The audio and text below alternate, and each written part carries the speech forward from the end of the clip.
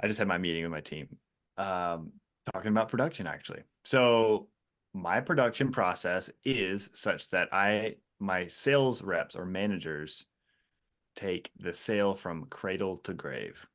So they are responsible ultimately for the entire process to sell the job, produce the job, and get paid for the job. Now, that being said, we have a team that's on the back end that helps with that entire process. So they're helping with writing the estimates, they're helping with production management, and they're helping with collecting the actual money. So it is actually more of an inside outside sales situation like the roofing machine. So it's not one person, even though we do put the final responsibility on that sales rep who's actually selling the job. We want them to take responsibility, even though they do have a lot of support to get that job done. So they are the point of contact for that homeowner throughout the entire process, before and after the sale. They yeah, Even if they're not doing.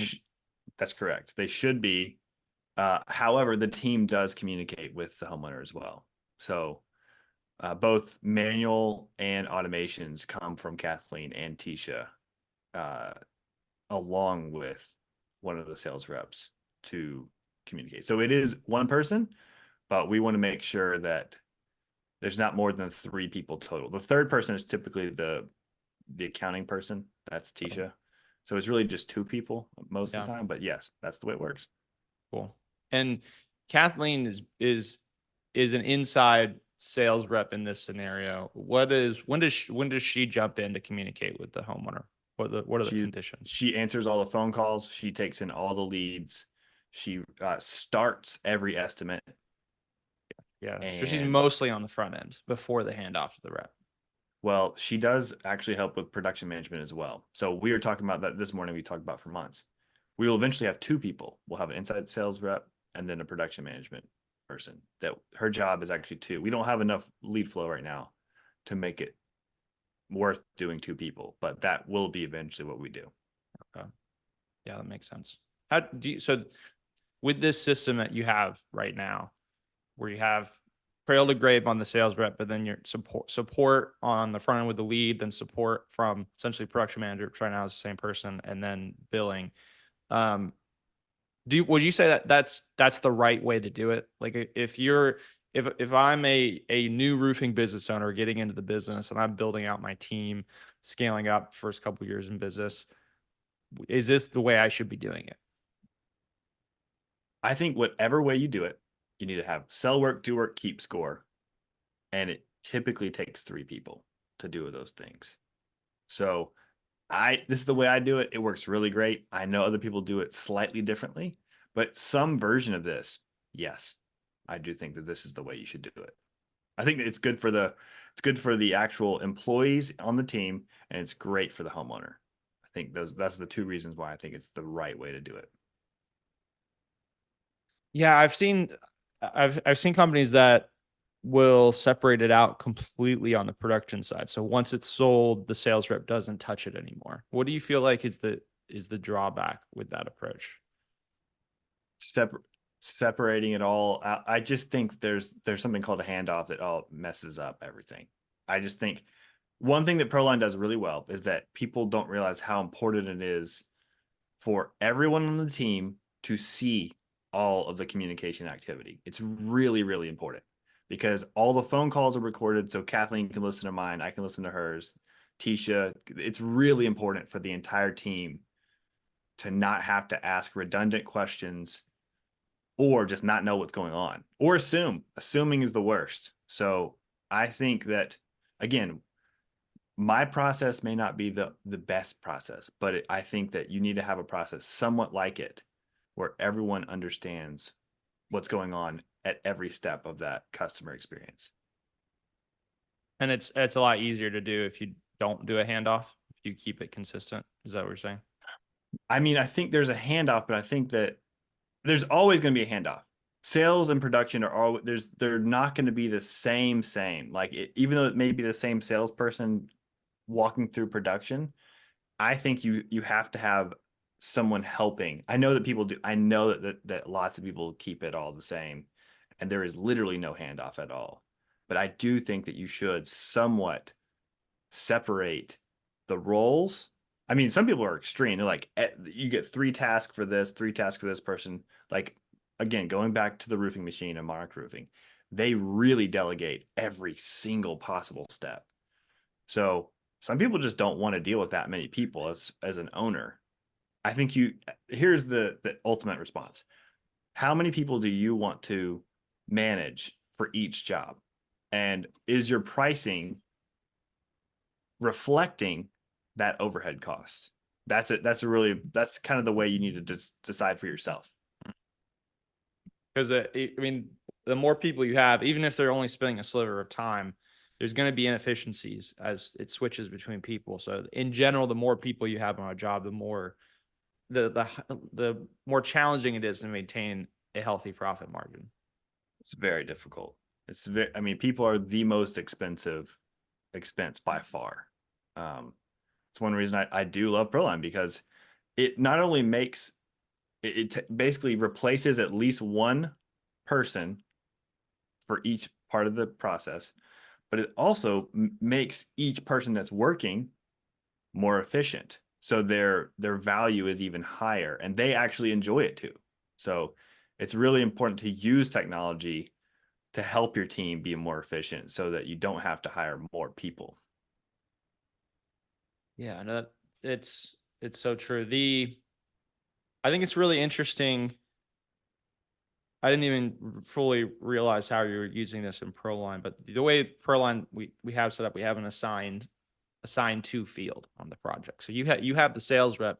It's assigned to the sales rep the entire time. It doesn't change, right? There's no assigning it to somebody new, which you could do. You could do that if you're a type of company that wants to do the complete handoff. You could change who it's assigned to and assign it over to a production manager. But I like the way you are keeping that experience consistent for the homeowner by keeping their main point of contact as the sales rep the entire time. It's not like after they sign, because I think that's a fear that homeowners have, is like, I'm spending all this money and I'm talking to the sales rep. I have this rapport. What's going to happen once I sign this? Do you just go away and I work with someone I've never met before? I think does that come up during your sales process? Oh, all the time. Yeah, it's a huge, huge fear for homeowners. They're always talking. I mean, we in sales, you talk about they buy from somebody who they know, like, and trust. Well, in general, it's the person. It's not necessarily the brand. Even if your brand's awesome and you have a ton of 5-star reviews, they're still buying from me or Cameron or whoever's selling. They're making that emotional connection with that person. They have to at least know you, at least the brand. They have to like you to some degree, and they have to trust you. And so when you keep that, like, the relationship consistent from the beginning to the end, customers write more 5-star reviews. Yeah, especially if that request for the 5-star review at the end comes from that sales rep. Yep. And not some random phone number generically from the company or something like that. I just made a demo video about our review generation in Proline. And it really is crazy. It's one of the ones, and you talk about this, you've been pushing me to like talk about it more. And that is that, a lot of people are out here paying very large amounts of money every month just for a standalone review generation service that ultimately is substantially worse than what perhaps Proline has, just simply because it's being sent from a random phone number, other channel. It's super generic. Whereas because it's built just by nature being built into Proline, it's being dropped through that sales rep's Proline number and email. Super personal. And like you're saying, like, because there's that personal connection between the homeowner and the rep, it's just so much more effective. Yeah, they're not having to click some random bubble and go to some link. It's like they know it's Cameron the whole time. So, yeah, anywhere from $70 to $400 is what I've seen in today's market just for review generation. I've seen, I mean, and I've paid it too. I've paid that money. So Before Proline had it. before Proline had it. Yeah. So no, that's super interesting, and that makes a lot of sense.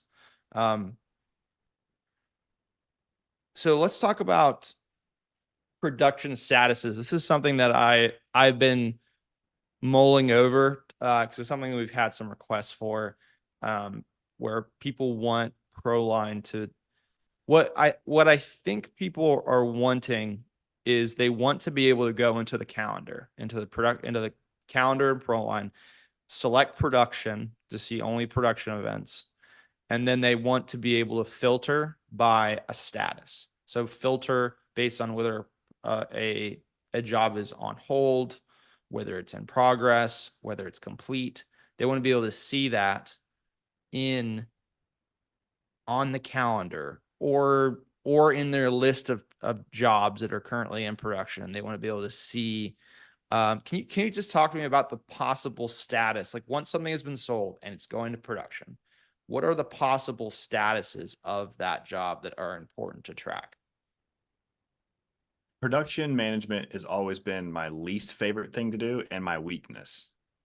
So currently we're actually working with Edward on the Proline team to make these statuses the best they can be for my team and for our sub crews, but mainly for Kathleen, who's running production management. So I don't have a great answer for that right now. I just know like we had some confusion with like signed contract, job completed, and then moving forward into production, like material ordered, all that stuff. We're actually working on it. It's a work in progress for us right now because we've done it a specific way for a long time, but in the next basically 2 or 3 weeks, we're going to change a lot of things to probably be more efficient. Because there's some redundancies. Basically, we're doing things twice, or it's confusing for the team to know like, well, what does job completed mean? Like we need to know what that thing is for each part of that, and what is ordered. This is the job scheduled, or is the material ordered, or is the the sub crews.